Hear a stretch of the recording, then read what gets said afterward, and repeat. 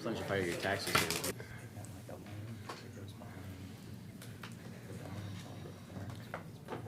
Good evening and welcome to the Xenia City Council meeting for Thursday, September 12th, 2019. If you've brought your communication device, would you please silence it? I just did mine so that I wouldn't be the first to make noise. I will call to order this regularly scheduled meeting of the Xenia City Council, and would like to now ask Pastor Todd Martin from the Liberty Worship Center to lead us in the invocation, followed by the Pledge of Allegiance by Mayor Sarah Mays. Let's bow our heads.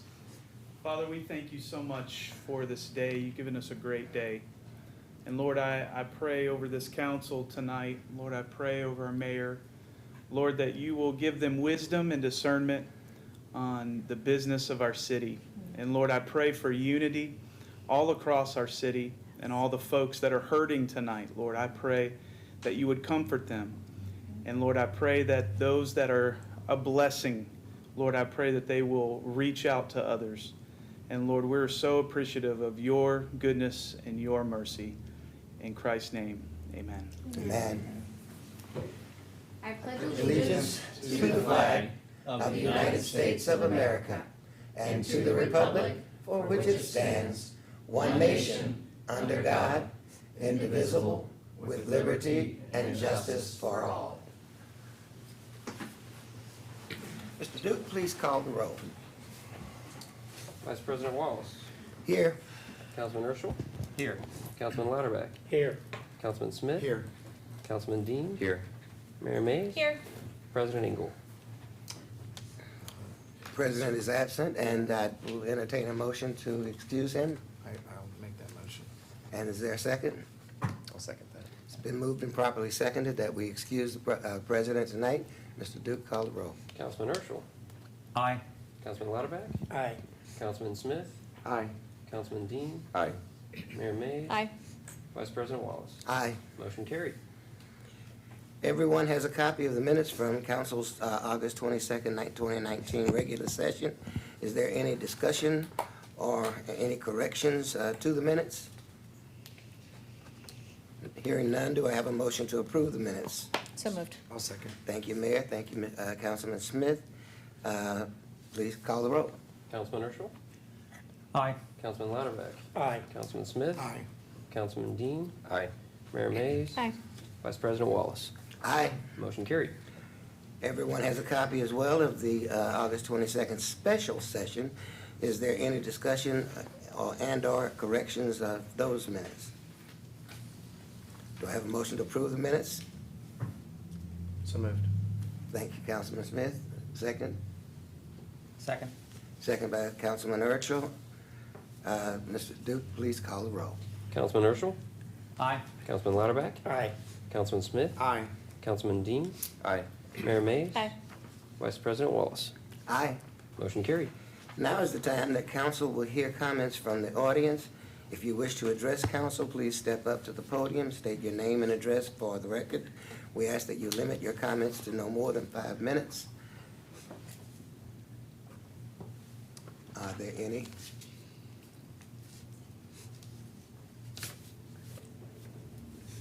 Seeing none. We'll go to old business, resolution number 2019 AA, authorizing the sale of city-owned properties located at 2046 El Camino Drive, Beverly Hills Park to Rhonda P. Hiles and Thomas and Marla, is that Whitaker or Whitaker? Whitaker. Thank you, sir. This resolution was introduced by Councilman Lauterbach on August 22nd, 2019. Councilman Lauterbach, am I hearing a motion from? Yes, sir. Okay, is there a second? Second. Is that Councilman Smith? Council, is there any discussion on this item? Any discussion on this item? Mr. Duke, please call the roll. Councilman Urschel. Aye. Councilman Lauterbach. Aye. Councilman Smith. Aye. Councilman Dean. Aye. Mayor Mays. Aye. Vice President Wallace. Aye. Motion carried. It's time on the agenda for public hearings, and I understand that we have none, so we'll move right along to new business. Resolution number 2019 BB, approving the preliminary consent legislation with ODOT for the South Columbus Street Bridge project and declaring an emergency. Mr. Merriman, may we have your staff report? Thank you, sir. As council will recall, in 2008, the city applied for and was awarded a grant funding from the Ohio Department of Transportation to rehab this bridge on South Columbus Street over the north branch of Shawnee Creek. On March 14th of this year, council authorized an engineering design contract with American Structure Point Incorporated for the project. The next administrative step necessary to advance the project is the approval of preliminary consent legislation, and this is standard legislation required by ODOT. ODOT has requested that the legislation be presented this being presented this evening be adopted quickly due to the fact that they have a very aggressive design and administration schedule that it has slated for the project, and that's aggressive by ODOT's terms, not necessarily ours. For this reason, staff is recommending that the resolution be adopted this evening as an emergency. May I have a motion to pass Resolution 2019 BB as an emergency? So moved as an emergency. The mayor has made the motion. Is there a second? Second that. Councilman Smith has made the second. Council, is there any discussion on this item? Mr. Duke, would you call the roll? Councilman Urschel, Aye. Councilman Lauterbach, Aye. Councilman Smith, Aye. Councilman Dean, Aye. Mayor Mays. Aye. Vice President Wallace. Aye. Motion carried. Ordinance number 2019-19, amending Chapter 242 titled Division of Fire and Section 298.01A titled Fees from Part 2 Administration Code of the Codified Ordinances of the City of Xenia, Ohio. Mr. Merriam, would you please provide your staff report? As council will recall from the study session we conducted on July 11th, staff was instructed to move forward with the development of legislation to allow for updating of the city's policy regarding our emergency medical services billing and other related matters. Working with the law director, we have developed amendments to applicable code sections, specifically a comprehensive update to Chapter 242 titled Fire Division, and also modifications to Chapter 298 titled Fees from Administration Code. Significant portions of Chapter 242 had not been updated since the 1960s and 70s, and since we are already in need of making substantive updates, the law director and I determined it was appropriate to recommend a more complete update of this chapter. So among the notable changes to point out are the establishment, leadership, and function sections of the division were updated to reflect more modern standards for the service. Work period needed to be updated to the contemporary standard reflected in our collective bargaining agreements. Appointments provisions were updated, and probably most poignantly, the user fee section was substantially modified to reflect council's directions on the policy approach to EMS billing. This, of course, includes language directing the city manager to work with the fire chief and finance director to establish billing and collection procedures for various user fees, and specifically outlines who these fees may be charged to. The changes in Chapter 298 remove some specific fee amounts from the code and allow for a fee structure pursuant to the directives in Chapter 242. Staff recommends introduction of the legislation this evening, and assuming the ultimate approval of the legislation at the September 26th, the regular session. These changes in EMS billing would become effective in conjunction with the changeover on November 1st to our new EMS billing vendor. Council, of course, previously or earlier this summer authorized that change. So we recommend introduction this evening. Council, any questions? Who would like to introduce this ordinance? I would, so introduced. Thank you, Councilman Lauterbach. Resolution number 2019 CC, adoption of the City of Xenia's Americans with Disabilities Act ADA Transition Plan. Mr. Merriman, may we have a staff report? Thank you, sir. Federal grants, whether directly provided by the federal government or through the state of Ohio, are an important supplemental funding resource for the city for a variety of projects, specifically for transportation-related projects. In utilizing such grant funding, the city must adhere to all applicable standards to maintain our eligibility. The Americans with Disabilities Act is one such set of standards we must comply with. Title II of the Act outlines protections for qualifying persons pertaining to the programs, activities, and services provided by public entities. In order for the City of Xenia to ensure compliance pursuant to Title II of the Act, we must conduct a self-evaluation of the programs, activities, and services on publicly owned properties and within public rights of way in our community. Most importantly, having an ADA transition plan in place that directs both short and long-term activities allows the city to maintain compliance with those provisions in Title II of the Act. Included with this agenda report this evening is the ADA transition plan we have worked up, prepared, of course, by our engineering staff.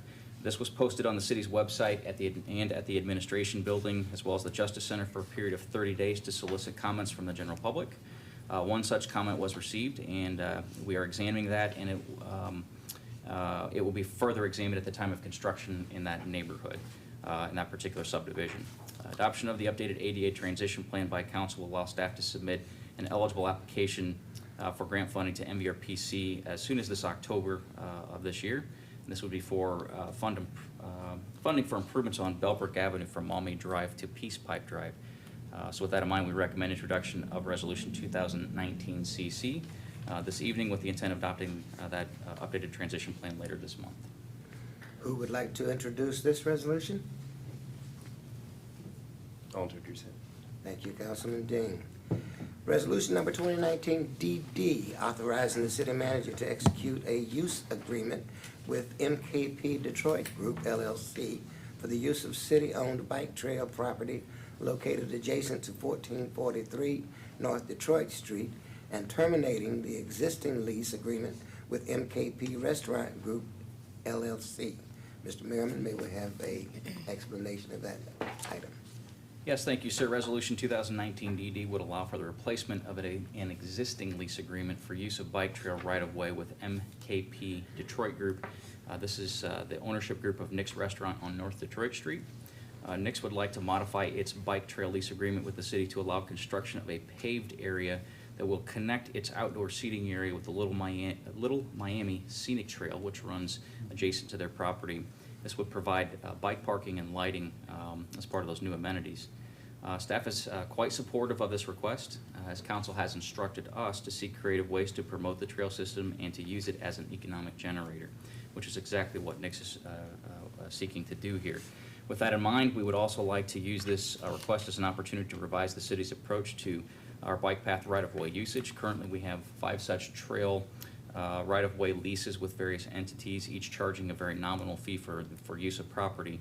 However, we believe that the cost, as well as the burden of maintaining these lease agreements, actually discourages creative projects that could leverage the trail system by our local vendors and local property owners. So we would recommend that council introduce and ultimately approve this replacement lease agreement with Nick's, and in so doing establish a new policy on trail right-of-way leasing that eliminates the cost to qualifying businesses and encourages trail use for economic growth.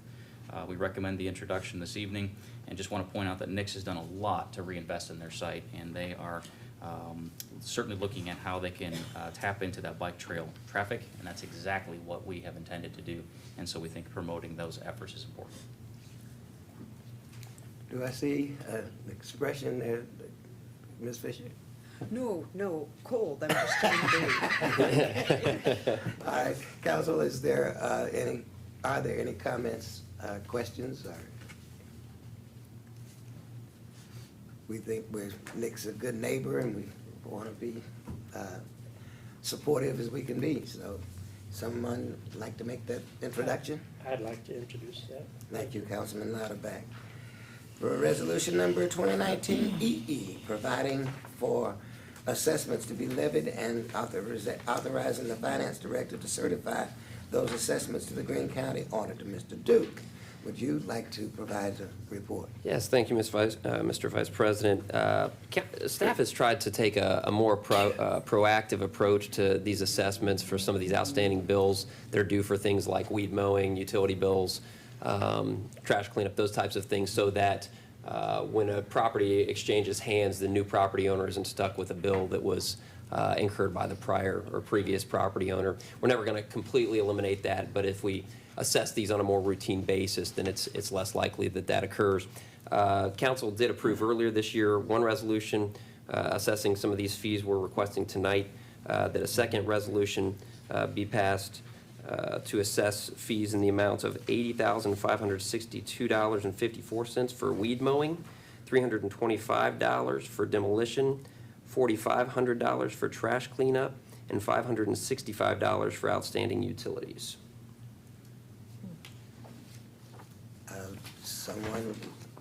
Are there any questions?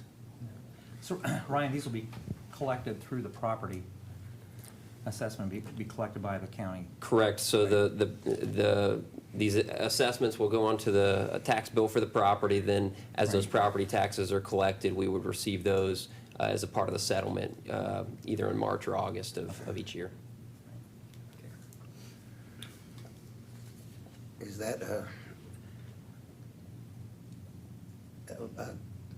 motion to introduce that? I'll make a motion to introduce, yes. I just had that question, but I'll make that motion as well, sorry. Yep. All right, fantastic. Resolution number 2019 FF, accepting the amounts and tax rates as certified by the Greene County Budget Commission for 2020, authorizing the necessary tax levies and certifying the tax levies to the Greene County Auditor. Mr. Duke, may we have your staff report, please? Yes, sir. Earlier this year, council approved the submittal of a tax budget to Greene County Auditor. He has reviewed that tax budget. He has waived the requirement for a public hearing or for a hearing on that budget. The county auditor has certified to us the rates, and council then needs to accept those rates prior to October 1st. The amounts certified to us are $1,626,000 for general property taxes. That's an increase of about $98,000 compared to what was certified for 2019. And he also certified a local government allocation amount for 2020 totaling $759,750.16. That's an increase of about $19,301.61 compared to the prior year. Do I have introduction from one of our colleagues? So introduced. The mayor is introducing. Administrative motion authorizing the city manager to execute a contract with Transmap Corporation for the citywide roadway pavement condition index project. Mr. Merriman, may we have your report, please? Thank you, sir. City Council has deliberated on how we advance the community conversation on street rehabilitation. You have directed staff to move forward with lining up services to update our pavement condition index or PCI ratings. A PCI study is an objective, comprehensive condition assessment methodology that reviews the overall health of all city streets and rates them on a condition scale. The last PCI study done for Xenia was completed in 2014. Council agreed with staff that in order to have an informed conversation on long-term strategies to provide for street rehabilitation, we must first have updated data on the overall condition of our local transportation infrastructure. In following up with council's instructions, staff solicited bids from qualified firms. We received proposals from 3 particular firms, ultimately interviewing 2 of those.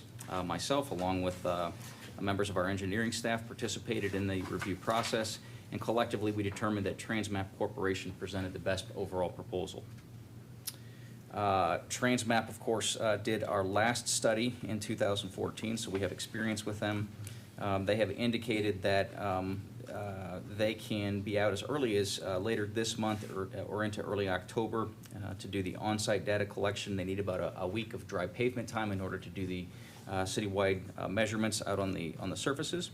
However, the longer part of the process is taking that data and synthesizing it on the back end, a process that we will work with the company to be able to look at a variety of price points for different types of investments and different strategies.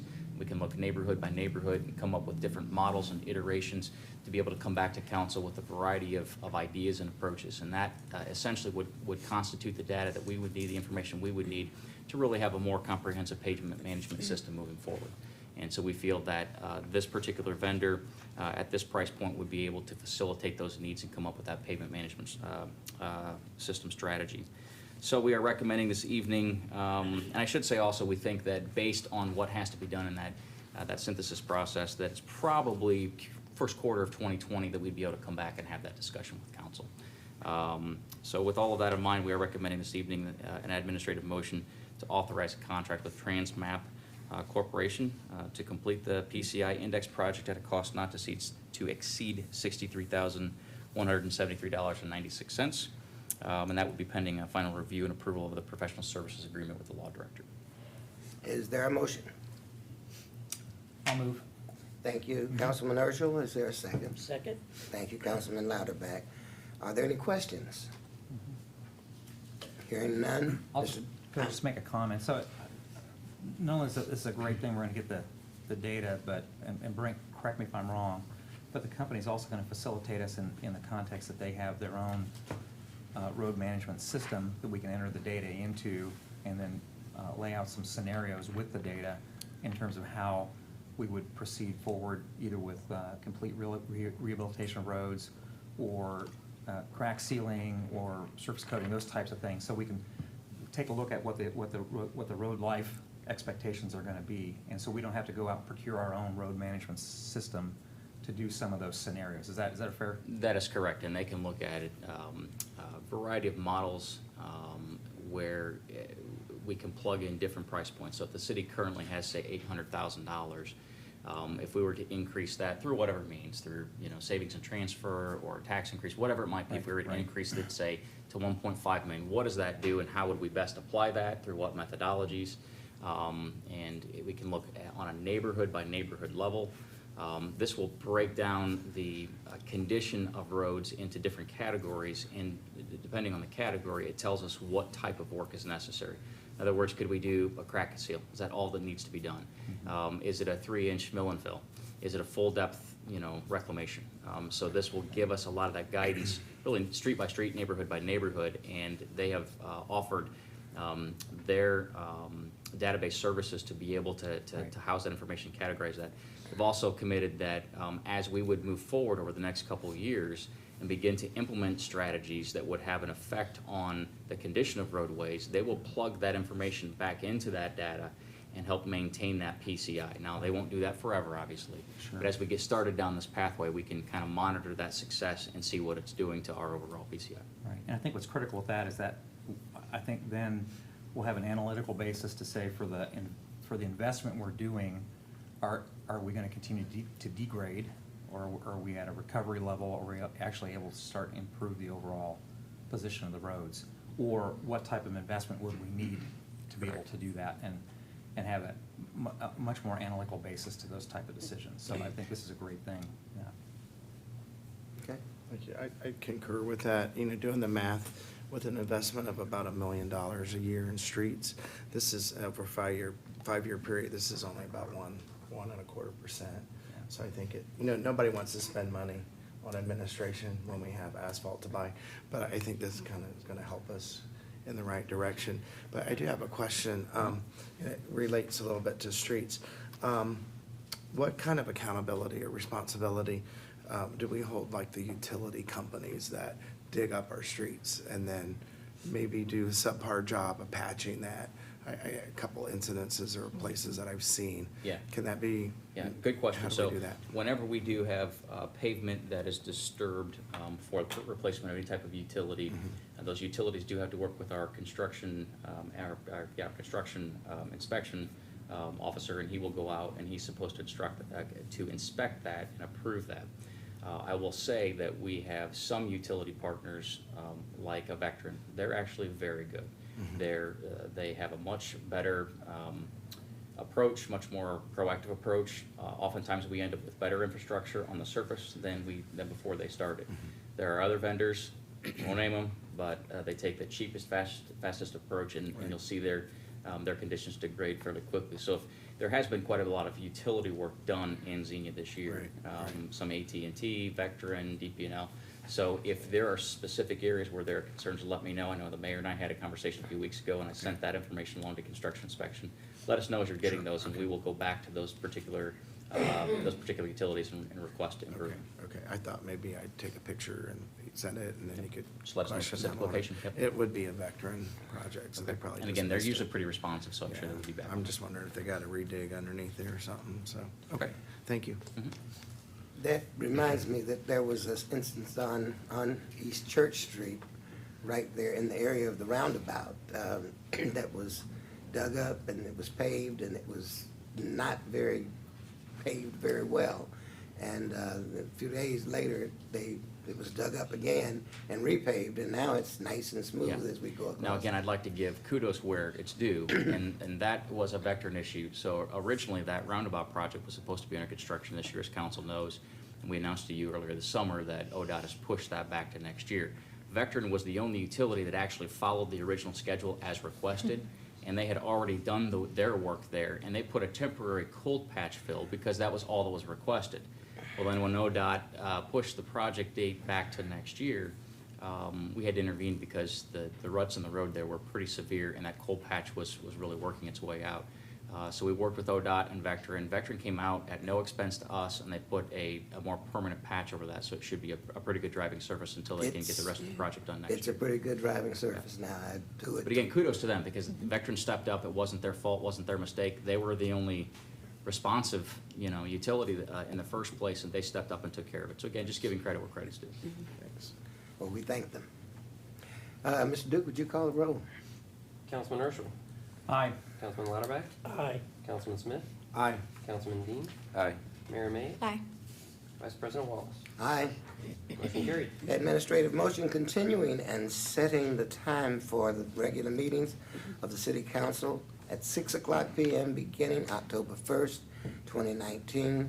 Ms. Fisher, may we have your report? Good evening.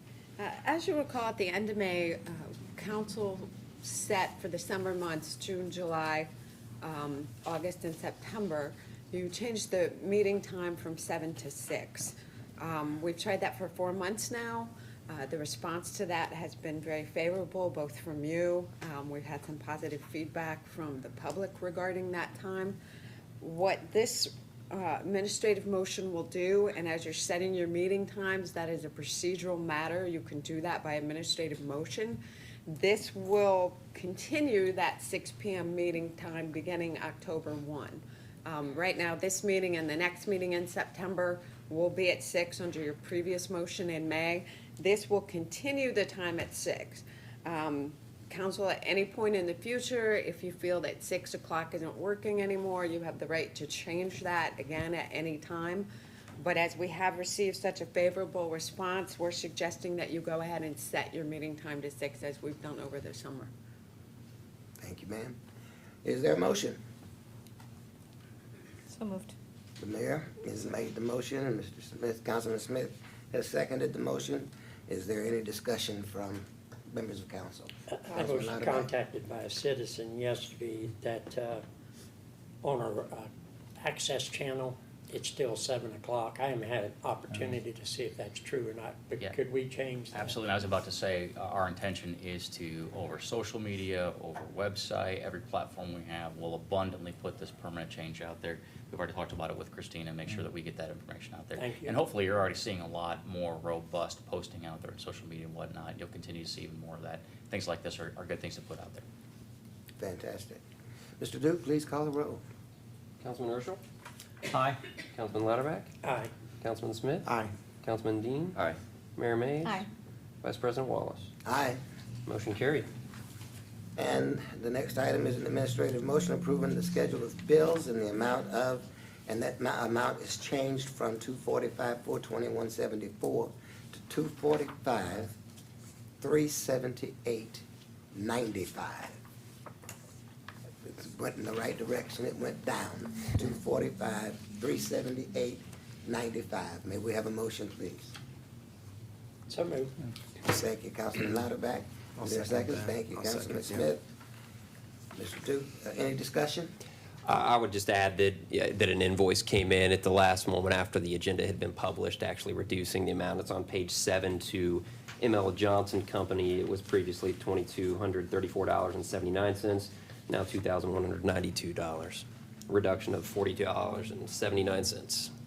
Did you get a Groupon? Mr. Duke, would you please call the roll? Councilman Urschel. Aye. Councilman Lauterbach. Aye. Councilman Smith. Aye. Councilman Dean. Aye. Mayor Mays. Aye. Vice President Wallace. Aye.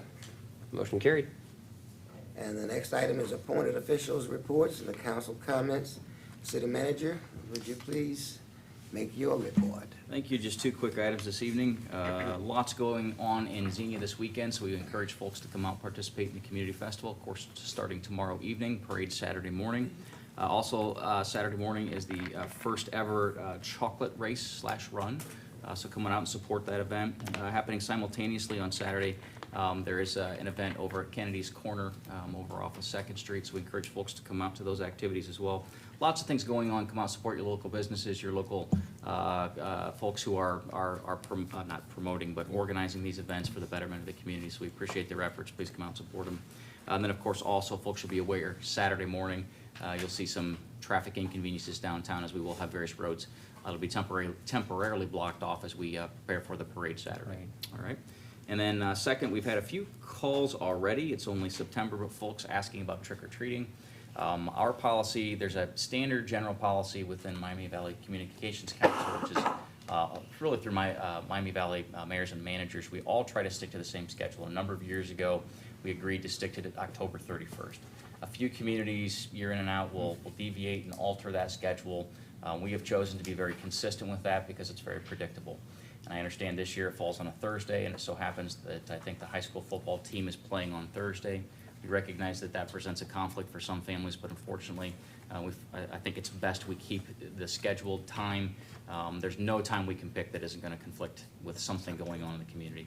So again, our trick-or-treating or Beggars Night will be hosted 6 to 8 p.m. on October 31st. And of course, we'll have lots of information out there on social media and channels, Channel 5 and whatnot, to promote that. So that's all I have this evening. Mr. Duke? No, I'm sorry. I have one thing for Mr. Merriman. So I have a question for you. It was emailed a message.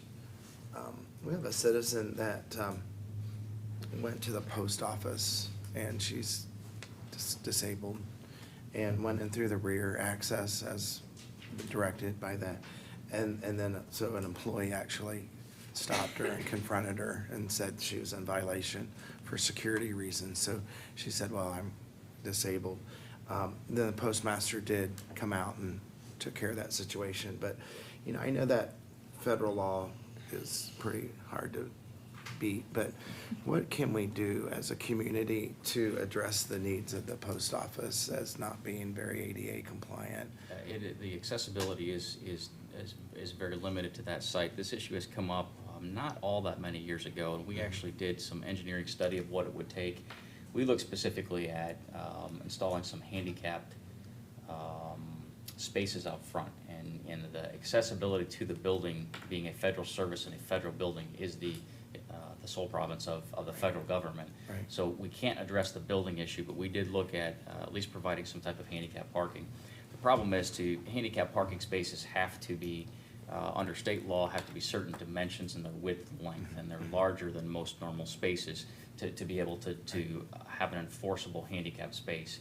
And in that particular instance, to be able to, we'd have to remove a lot of infrastructure to be able to facilitate handicap spaces out front. It was DP&L infrastructure, and it was a variety of things, and it was tens of thousands of dollars to put in a couple of handicap spaces.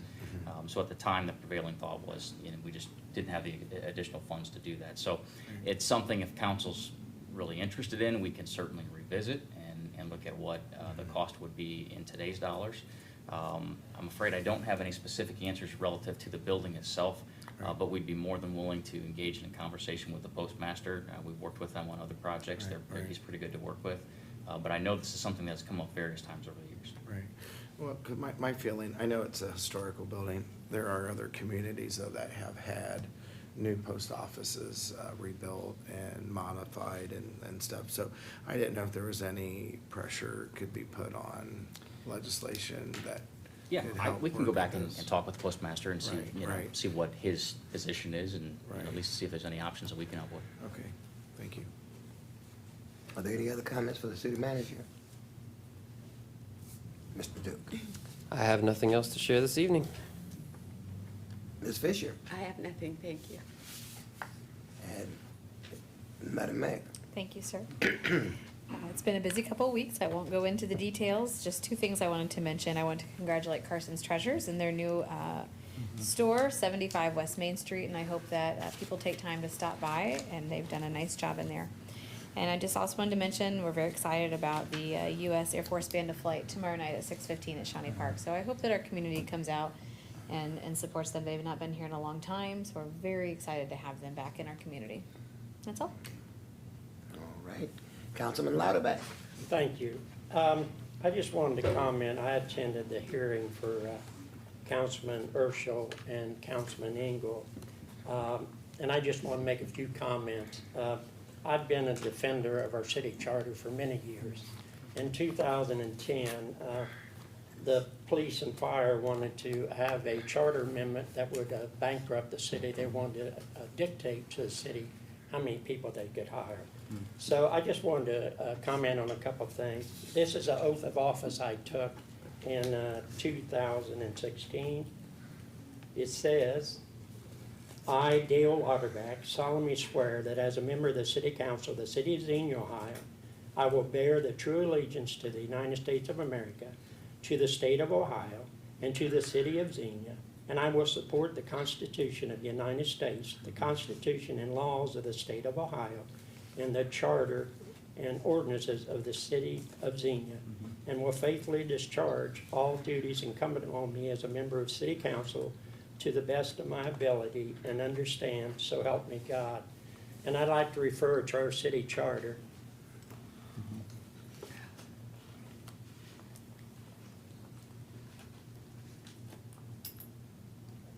Under section 1102, number 2, it says such petitions shall be signed by 75 electors of a municipality.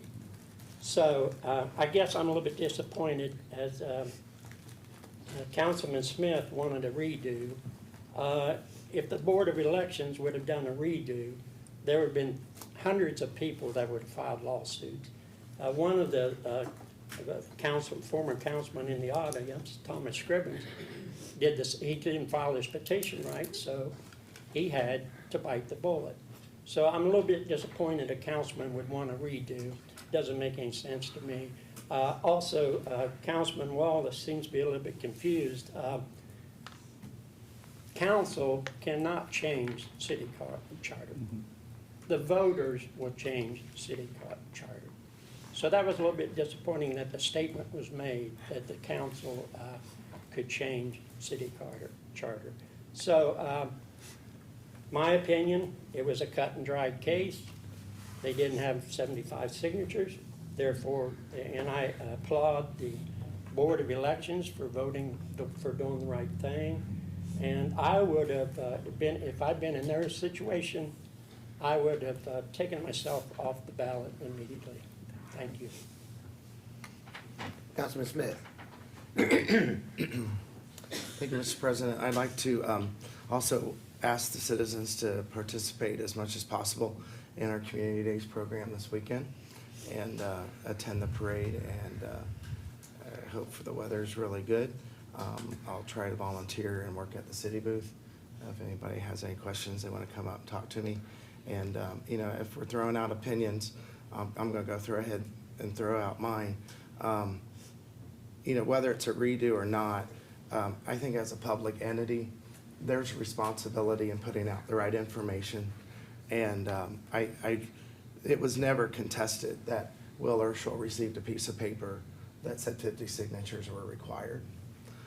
So that was never in question. And you know, I think there's a responsibility out there by employees of the Board of Election to give the right information out there, and they didn't do that. So I only felt it was fair to allow Councilman Urschel additional time to collect the necessary signatures, and that's just my opinion. And I think with his loss on council, the community loses as well. We lose a veteran with years and years of experience in our community, because now the electors are not voting on this. The Board of Elections pretty much has stated who our next council is going to be for the next 4 years. So I think the citizens need to know that. You know, we hold out a lot of faith in the system, and sometimes the system fails, and that's just my opinion. Thank you. Thank you, sir. Mr. Urchin. Just a couple comments. First off, I had an opportunity to sit with a number of organizations in town that are working hard to help our citizens that have drug addictions to recover from that. And so, you know, recently DeLong has moved into the city there on North Detroit Street, and my sense is they're doing a great job working with TCN and some of the faith-based organizations as well as the nonprofit organizations, trying to lay out a good strategy for folks so that they can have a successful recovery, whether they've been, through the court system, in jail or not. So I think we got a good set of folks on the back end that are trying to help folks recover. I still just have a general sense that drugs are just way too available in our municipality, and this is causing a real struggle for folks on the back end as they come out. My sense is that in most of our low-income or public housing areas, folks, I'm just telling the folks that I work with and talk to, there's just a sense that drugs are just very readily available. So, once again, I applaud the nonprofit and the governmental and the faith-based groups that are working hard with our folks to help them recover on the back end. But I really believe that we and the county and the municipal courts bear some responsibility of trying to put some constraints on the availability on the front end. And so, once again, Brent, I'm just going to put that out there. Personally, it angers me that folks, there's a general sense that there's certain things you don't do in Greene County, and there's certain things that are fair game. And there's a number of crimes that in a general sense folks know don't come from Dayton to come do those here in Greene County, don't come from Montgomery County and participate in these kind of things in Greene County, right? But for some reason, there just seems to be a sense that with impunity, you can offer illegal drugs and narcotics, and I think that's a huge scourge on our city. It's damaging hundreds of families right now and individuals, and we see a cost of that through the social end. We also see a cost in folks not working, and the school system sees that cost with the kids that are going there, and God love our teachers that are working really hard, and the administrators and the folks over there with those kids, but as they go home to just chaos at home, that's just a terrible environment to try and learn anything. So once again, Brent, I just would encourage us to see if we can have a work session dedicated to this, to get together maybe with the chief and the folks in the municipal court and start doing some brainstorming on this, because and once again, we can't do everything, right? We're limited within the context of what we can do, but I think this is something we need to step up on. So And if I can just respond, typically don't during this portion, but I have discussed with the police chief, and we are in the process of working toward an outline for a study session. I've met with DeLong as well. I'm very encouraged by their desire to be more communicative and collaborative. So we're working to line up conversations with them, TCN, Kettering Health Network, and the Health Department, and would like to have participation from all those groups as part of that discussion. Sure, yeah, great. And this is probably out of order, and I apologize, but Danette, I know how are we doing right now with the ability to notify and remove abandoned vehicles in our city? You have a sense that we're in good shape to be able to do that, or are there other things that need to happen? From a law director's perspective, are the laws fairly clear that allow us, the city inspectors to go out and identify abandoned vehicles and actually remove those at this point? I think the law's pretty clear on those, yeah. Okay. Yeah, that was part of what was just updated when we did the parking regulations. Okay. That chapter, and I'm trying to remember, I believe it was 450, 452, and 454. Right. So that was all updated as part of that. Yeah. So if somebody observes an abandoned vehicle, who would they come to at the city to report that, and then to follow up with that? If they had a concern, if a citizen had a concern about an abandoned vehicle on a property? Well, if it's on private property, Depends on the location. then you would contact the zoning department. If Okay. it's on the street or public property, then you would contact the PD. Okay, great. I know one of the challenges we've had is, you know, some of the standards you look at is, does the vehicle have updated license plates and tags and so forth? Right. There are some folks out there, sadly, who will maintain an updated tag on a car that hasn't moved in years. Years, And right. so we've right. got to work through both the zoning and law enforcement side of things to find, you know, ways to make sure that we can fully enforce the code that we have. But again, we will be responsive when folks report those issues because it's damaging to our roadways if they're sitting there. It's degrading to the condition of our neighborhoods if these vehicles are left unattended. Sure, great, thanks. And then just one last comment. This is sort of like a report on what you did over your summer vacation time here. So in terms of this whole election thing, I'm just gonna step way back and just make some very broad general observations. The first is that, you know, in our nation, ballot access and ballot access limitations are critical. And we're one of the very precious rights that we have is the right of petition within our country. There's always a challenge that if it make the constraints too difficult, you don't have the benefit of choice of qualified people for governing positions. And if you make it too loose, you have a multitude of what could be considered frivolous candidates, and then you will confuse the public in a session. So there's always a tension of what do we do to allow somebody to put their name on a ballot, access from that perspective. But one of our Ohio Supreme Court justices said, he said, we should be encouraging the presentation of a slate of qualified persons to allow to free exchange of ideas during an election campaign and a choice by the electorate. And I guess I just would contend is that when there's no choice in election or only a single candidate for a position, candidates then, in response, they have no pressure to present themselves, and the voters tend to disengage from the process. One other observation, and once again, this isn't against any local board of elections, this is just in general some things that I found out is that our board of elections, the way they're set up, are inherently partisan in nature.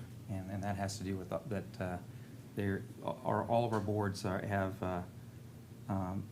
the membership is from the two principal parties in a previous, I think it's gubernatorial election. I could be wrong on that, but basically they're nominated by the central committees of the parties of the county, and there is some sense of screening that goes on with the Secretary of State's office, because that's where they're nominated to. But talking to the Secretary of State's representative last week, he said, for the most part, if a central committee has nominated someone, they're accepted on the Board of Elections. And I think this probably it works well.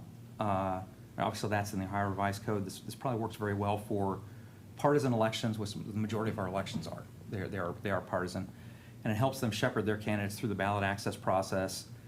And it also allows them the ability to be adversarial against other parties or independent or third-party candidates, and potentially remove candidates from the competition election if that's possible. And so that's just inherent with our two-party system, and that's just a general statement. But however, you know, one thing, and I'm glad Dale read our charter. We are by charter, we're a nonpartisan city council per our charter, and we're a nonpartisan municipality. And one of the things we ought to be doing as a municipality, especially a nonpartisan municipalities, we should be encouraging the maximum participation of our citizens in all components of our municipal governance. And we should encourage that we get a slate of qualified candidates for our system so that they can hear and choose from them. We the city, as a home rule chartered city, that should be one of the things we should be advocating, encouraging, and try and make sure this is equal accessibility to all of our citizens, no matter whether they have access to a partisan organization or not, to help them in that context. And the free flow of ideas that occurs in a campaign, and where folks are accountable to present to the electorate their positions and allow the electorate to choose, is just a very healthy thing. The first time I ever participated in that was last year, and we had 3 candidates that were write-ins for the council, and really only 2 of us participated in, I think, about 8 forums. And I'll tell you, I did not know Billy before this election, but having to go through this process, I had to sit and listen to her and her ideas. And I learned a lot of things. She was very passionate about some areas that I didn't really have much passion on, and she had some really good ideas on those areas, and it forced me to have to listen to her and take note of her ideas. And that happened not only in the candidates forums. We even had those kind of exchanges while we were out passing out flyers on election day, 100 feet away from, and so we were trying to observe those rules. But so those types of things are healthy. It drove us to have to present our ideas before the electorate, and it's healthy. It's just healthy for us as a city. One of my concerns, just in general, so once again, this has nothing to do with Greene County, but just to how we're set up in Ohio. I find it a little bit odd that we have a nonpartisan municipality that's going to a partisan organization per statute, how they're set up, to determine ballot access for the nonpartisan elections in our city council. So this has nothing to do with just, once again, I'm not trying to disparage any individuals, or, and this is not a common in Greene County, because this is common with all counties across Ohio. So this is just my general observations. Once again, this is a personal observation here from Will Urschel. Take it as you are. And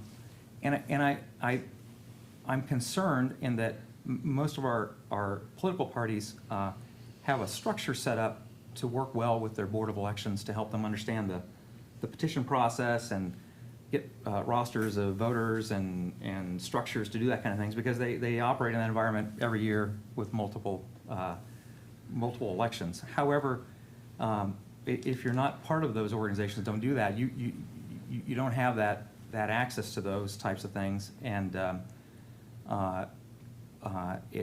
my observation, I think it makes it more difficult for a nonpartisan person to go and engage with a partisan organization versus with a nonpartisan organization, which is what our city charter is. So I'm not disparaging that for partisan elections or partisan candidates or those types of things. I understand that seems to be working fairly well.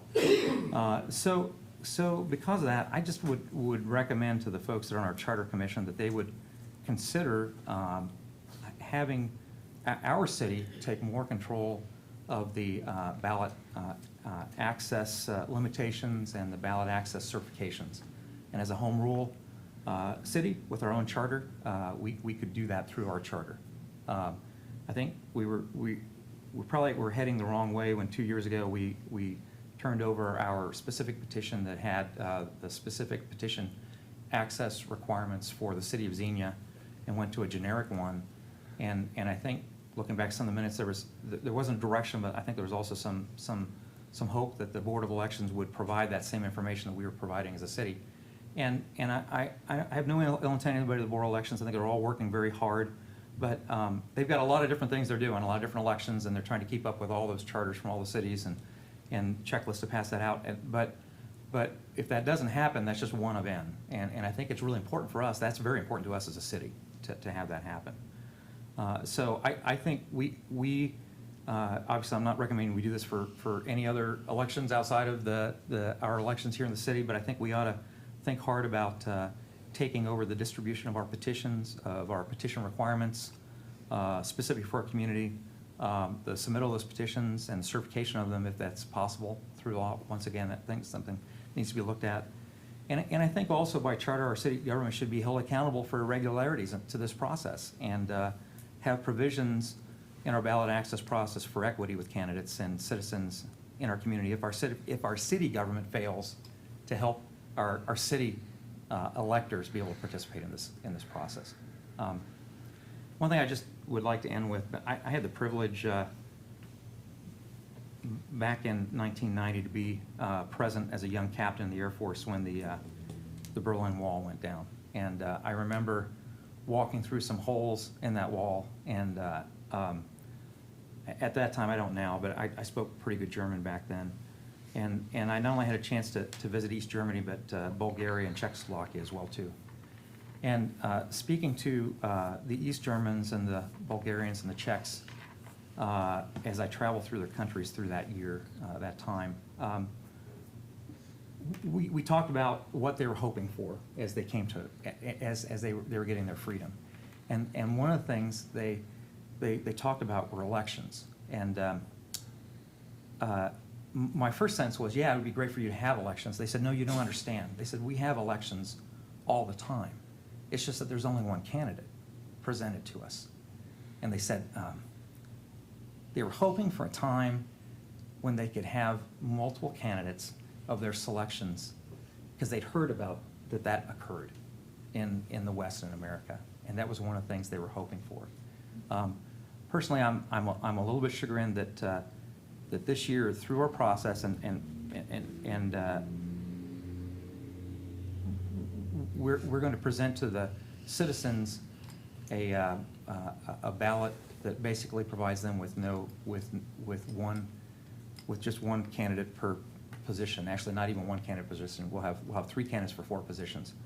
And for whatever reason that's occurred, or how that does, that is not a good thing for us to do to our city. We should be working hard to make sure that qualified folks are coming forward for public office, and that we're providing an opportunity for our electorate to select, and the folks have to defend themselves before their fellow citizens prior to that, versus just saying, well, I put my petitions in, I've got a slot now, so I'm automatically elected. I've really taken the electorate out of that.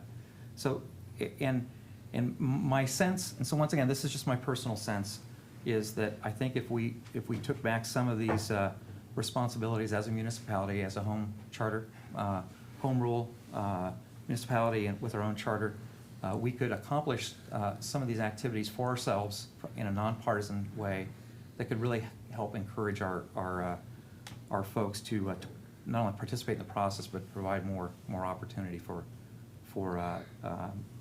folks to make a decision over that as well too. So that's just some broad observations, and so I would just encourage I'm not on the charter review committee, but I would just encourage those folks that are participating in that to think about that as you're looking at our charter. So thanks. Councilman Dean? No comments. I'm sorry, sir? No comments. I would like to say that, ask Ms. Fisher a question or two, particularly since in May 11th, 2016, 17, that we listened to the request from Mr. Kaup, the chairman of the Greene County Board of Elections, to change. I would defer to the clerk. That was before my start time here, but I believe checking the minutes, that was the time. Yeah. So we were asked to do something that we could not do at the time, is that right? It appears so. No, my understanding of the situation, prior to that time, we had a city petition, and we had our own form for candidates running for the position. And at the top of that petition, it said 75 signatures Exactly. were required. Is that correct, Michelle? Okay. My understanding was the request from the Board of Elections was to stop using a city form and start using the generic state form. The generic state form does not have any numbers on it. And I believe that was what you did in 17. You made by resolution, you stopped using the city-created and the city-provided petition for candidates, and the Board of Elections then started using the generic state petition. And that doesn't contain any information on its face, because it's generic. It would be used in Bellbrook and Beaver Creek and Fairborn and any city, any county, any township election. And it's my understanding that's what you did. It didn't change the number of votes that was required under the charter. But it certainly changed the instructions that I got when I filed my petition. I just happened to always believe in doubling the number that they say. So by doubling the number, I ended up with enough signatures. But the instructions I received was that I needed 50 signatures. So I think that we need to go back to using our own form so that we don't have candidates run into that situation again in the future. And it's real clear because our form makes it clear. Theirs does not. And in fact, theirs says 50 signatures. And that's what caused this confusion. And we don't need confusion. We want those candidates who step out and are willing to step out and become candidates to be able to get on the ballot and let the voters make a choice, and not have members of the Board of Elections make a choice. So I personally would like to see us put the matter back on the agenda so that we can reconsider it and change it back to what the charter provides. Because I never said that I thought that the council could change. I said the council did what the Board of Elections asked us to do, which was to change the forms to the generic form that the states use. But by doing that, we put a lot of confusion and are going to cause two good candidates not to be able to get on the ballot. And so I think whatever we need to do to avoid that in the future going forward, we need to do. So what needs to happen in order to do that? If you want to rescind that resolution and go back to a city-provided one, we can certainly present you legislation. Another option would be to have a conversation with the Board of Elections, prepare our own form, and ask them to hand that out to any candidates that run. As a law director, I don't really have any comment on what happened with the candidates. My one concern as law director is this. There was incorrect information given out by employees at the board who simply may not have known otherwise. But all 4 of the petitions were certified at 50, which raises concerns for me. Is the Board of Elections aware of our charter and what those requirements are? So maybe it's a matter of better communication from us with the board. Either a form that they can use and hand out that has what our charter requires for petitions. If it's going back to our own petition, that's another option. But that's a decision for council to make, how you would want to handle that. Okay. I disagree with you. Would it be a fair statement that the ORC home, and we have a city charter, home rule, everything supersedes our charter, does not supersede our charter? Whatever our charter requires 75 signatures. 75 signatures are required. State law does not trump that. It's a candidate's responsibility. It's not the board, it's not the Board of Elections. Everybody's trying to throw them under the bus. We have a city charter that the 2 candidates did not uphold to. It's as simple and cut and dried as that. So I don't know where you're coming from when you say you think the Board of Elections made some kind, it doesn't matter if they made an error or not. Nothing I'm supersedes our just city saying, charter. I'm concerned maybe they don't have the information from us that they need about what our charter requires. But I read our charter. When we're taking oath of office, we get the city charter. I've been on council for 12 years, and I know the city charter backward and forward. So if a candidate doesn't know the city charter, maybe they don't belong on the council. That's just my personal opinion, and I disagree with your tone that, you're trying to say maybe the Board of Elections made a mistake. No, it goes back on the candidate. No, that's not what I'm saying. I'm just saying I have a concern that maybe they're not aware of what our charter provisions are.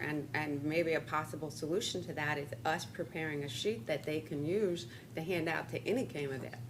And I would appreciate your doing that and getting that ready and bringing it to a subsequent meeting of the council. Is there a motion for adjournment? So moved. Is there a second? Second. Mr. Duke, call the roll. Councilman Urschel, Aye. Councilman Lauterbach, Aye. Councilman Smith, Aye. Councilman Dean, Aye. Mayor Mays, Aye. Vice President Wallace. Aye. Motion carried.